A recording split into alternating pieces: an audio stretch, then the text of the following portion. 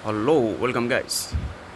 आज फेरि पनि हैन हामी चाहिँ इपोपेराक गएको थियौँ। इपोपेराकमा तपाईँको टनेल छ, एउटा सुरुङ छ क्या। भनेपछि सुरुङ भन्थ्यो। त्यहाँभित्र हेर्न भर्खर बन्दै गर्दै थियो हैन, भर्खर बन्दै गर्दैछ। तपाईँको यता पातलो पनि बनाइरहेछ अनि भित्रको दृश्य हेर्नु त यहाँ दामी छ नजारा हैन। भर्खर बनिरहेछ है।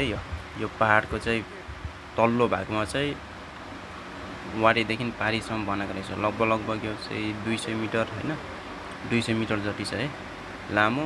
अनि पहाडीतिर चाहिँ अद्भुत दृश्य छ क्या, तपाईँलाई देखाउँछु अहिले। पारी क्या दामी नजारा छ उता तपाईँको।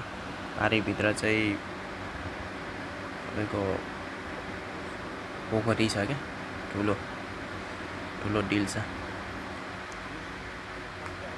साइडमा हेर्नु न। तल बत्ती राखेको छ हैन।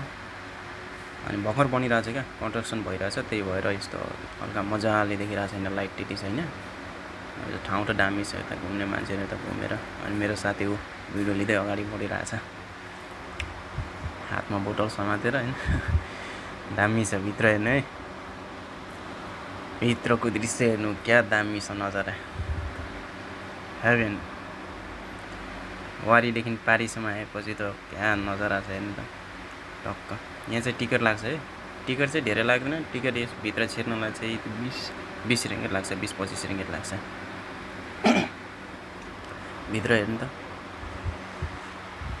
लेक छ भित्र, ठुलै लेक छ क्या यो। वारीदेखि पारीसम्म उता ठुलो लेक छ।